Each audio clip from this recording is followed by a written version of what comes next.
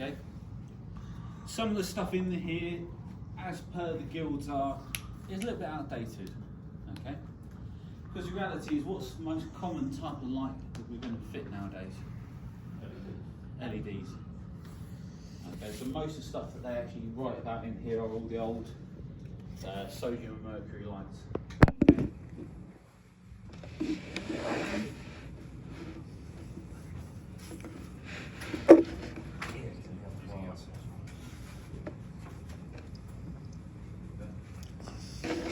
So, one thing we've got to be able to do is we've got to be able to work out lighting levels in rooms and specifically at workstations. Okay. So we have luminous intensity, which the unit of measurement is the candela. Okay, and it's represented with the letter I. We have illuminance and luminous flux. Okay, unit of measurement is the lumen. Okay, any questions on this? That's pretty straightforward so far, isn't it? Okay. So, lighting terms, we've got efficiency when we look at lighting. So efficiency is worked out by the amount of lumens, so the light output divided by the amount of watts that we put into it. Okay, does that make sense? Okay. We also have what's called a colour rendering index, and it's based on the CRI, which is 100 is the best, which is the purest of light. Okay, usually gives you a pure white light, more like daylight bulbs. Okay, the higher the CRI, the higher the quality or the rendering of the light. As you can see, the top ones are lower CRI compared to the bottom one, which gives you more purer light. Does that make sense? Okay. So, being able to work out the lighting level. Okay, the formula for this is the luminous intensity measured in candela divided by the distance squared. The reason why it's a distance squared is because of the fact that light doesn't just come out from the light fitting in one given direction, does it? It spreads out. So we divide it by the distance squared to take that into account. Okay, any questions on this formula? You're pretty happy with it?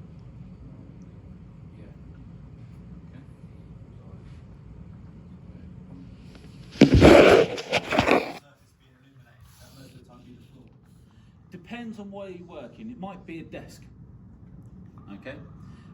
There is guidance from the HSE about lighting level in workplaces, and they say that if you're doing precision work, the light level on your desk should be 500 lux. Okay. That's a bit dimmer than what this room is, because this room was originally set up for precision work, because they did soldering and things like that. If memory serves me right, when they measured the light level in here, it's about 750 lux. Okay, so it's brighter than a summer's day in this room. Okay. If you're talking about things like a walkway, where you've got the movement of people and movement of light vehicles, the minimum lighting level for those sorts of areas is 40 lux, which is actually pretty dark. Okay, so you can start to see the different light levels. Where's that on the street you're on about? More like a car park. Car park, yeah. So a company car park, where they're responsible for the cars that are moving around the car park, as well as the people moving to and from their cars. They have to actually provide a minimum level of lighting, and that lighting level is about 40 lux. Okay, those light levels can be found in a guidance note from the HSE, which is HSG 38. The reality is, unless you're doing lighting designing, you're unlikely going to need to know about it.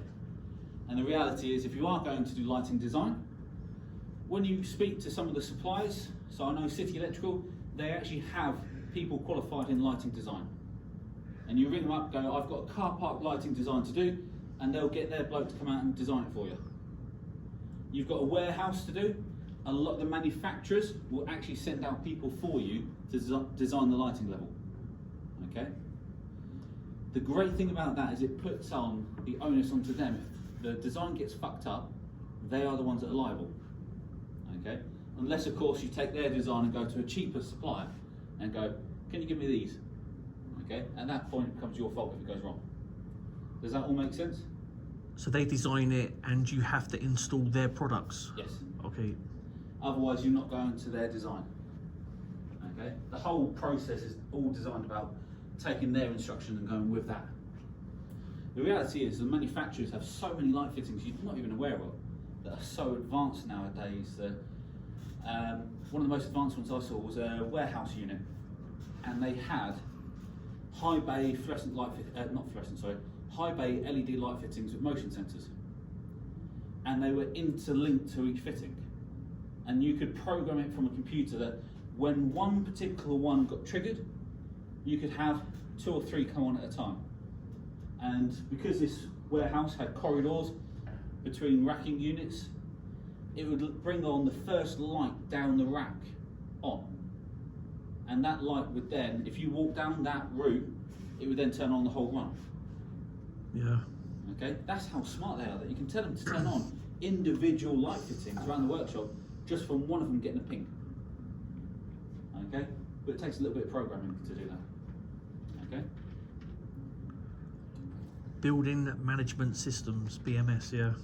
Yep. The intelligent systems we have out there nowadays are very advanced. Okay. So, taking this formula into use now. Okay. So if I have a light source that's 450 candela, and I want to calculate how much light I'm going to get on this desk, for instance, and that desk is 3 meters below the light, so this is directly below. What's the formula I've got to use for this? IED squared. I divided by d squared, isn't it? Okay, so it's going to be 450 divided by 3 squared. You want to go over that in your calculators? Okay.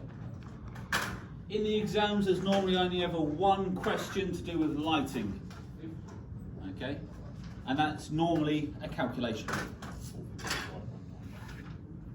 I said 450 divided by 9 because the squared of 3 is 3 times by 3, which is 9. Did you say 50? You got 50? You all managed to get 50? Fantastic. You're about to check the maths. No, I was looking at the units, sorry. Okay.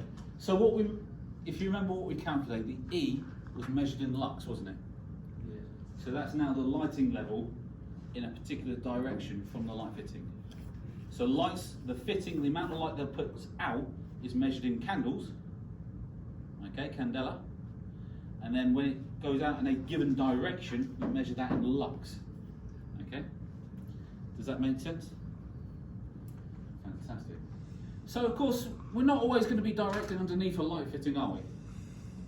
So we have to be able to work it out from off to the side. Okay.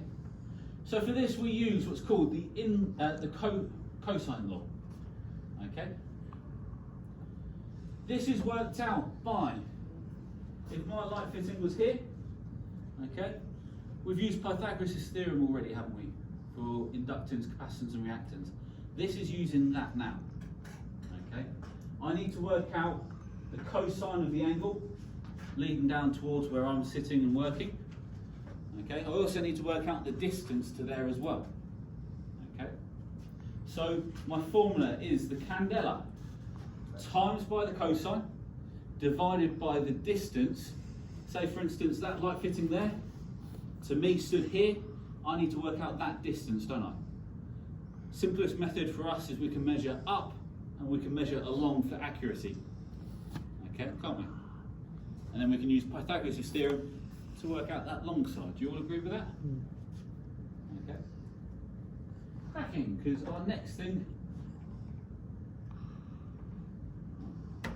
we're actually going to have a go. Okay. So we have my triangle with my light fitting. My light fitting here. I'm now 6 meters away. That light fitting is 8 meters in the air. Does that all make sense so far? So I want to know, 6 meters over that way, how much light am I going to actually be seeing? Okay. Is it going to be suitable for the design that I'm going to be installing? Okay. So the first thing we can start to do, all right, If you remember, our formula was I.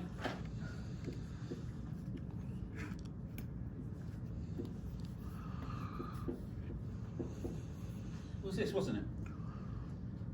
Okay. So when I look at my Pythagoras theorem, I can start off with my lovely triangle. We know that it was 8 meters high. And we know it's 6 meters away. Okay, you all with me so far? Yeah. Okay. How can I work out this side here? Square root of a squared plus b squared. Yeah. So if you think of that as being A, B, and C, A squared plus B squared equals C squared. Okay. But the problem is that's a squared number, so we need to get a whole number. So what's the opposite of a squared? Square root. Square root. So if I square root the whole formula, okay, this is why. Pull the bloody surface cleaner on the board. It's just knackered it out. You have to be very careful how you rub it. It gives me my C. So are you happy with this math so far? So if I now put the numbers in it, I can do 6 squared plus 8 squared, square root the formula, and it should give me the distance for that side. Do you guys want to go calculating that out for me? Yeah. At least it was 10 last night. Okay. So I now know that that length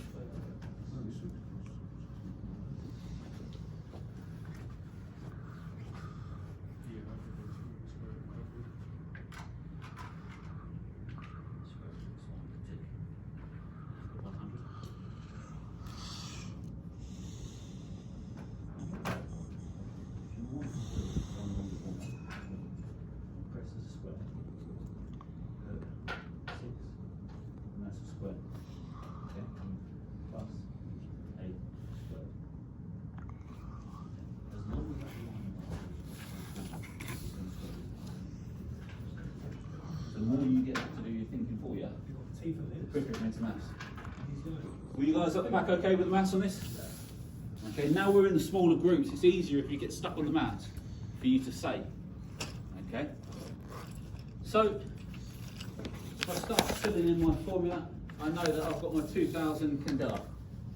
Okay? I know my distance now will be 10 squared. So the last thing I need to work out now is my cosine. Who can remember how to work out the cosine of a triangle? The adjacent over hypotenuse. Which one's the adjacent? 8 meters, is it? The 8 meters. So I'm going to do 8 divided by 10. Okay? Because there's the adjacent, there's the hypotenuse. Okay? So what do I get if I do 8 divided by 10? 0.8. Perfect.